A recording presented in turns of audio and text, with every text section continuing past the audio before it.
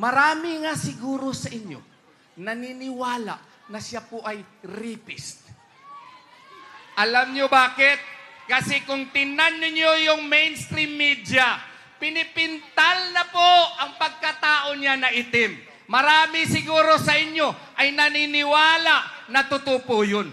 Hindi po totoo yun. Produkto lang yun ng isang napakasamang pamulitika dito sa ating bansa. And what is my proof? Tingnan nyo nga, mga kaibigan ko, dito sa Quezon City. I-analyze niyo. Gamitin natin ang biyaya ng poong may kapal sa atin. Ano po yun? Yung utak natin. Sabi nga po, nung siya ay inihabla ng rape, 2014 daw nangyari. Lumabas siya sa KOJC 2016. Matagal siyang lumabas, wala pong kaso. Na-file lang po yung kaso in 2019. 5 years thereafter, pagkatapos po yung complainant, meron ng warrant of arrest sa cyber libel kasi sinisiraan niya si Pastor Apollo Sikibuloy. Mga taga Quezon City, meron ba kayong nakita na rape case na maski punit na panty? Wala. Meron ba kayong rape case na nakita na maski police blatter? Wala.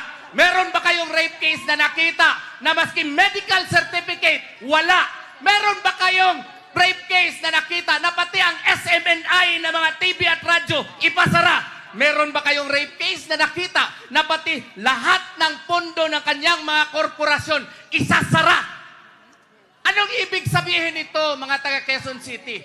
Ang ibig sabihin nito, gusto nilang payukuin si Pastor Apollo Sikibuloy kasi akala nila yuyuko din si Tatay Digong. Gusto ba natin yan, mga taga Quezon City? Kaya nga, i-request ko kayo ngayong gabi. Tanggalin nyo ang pagdududa nyo. Suportahan natin si Pastor Apollo Sikibuloy!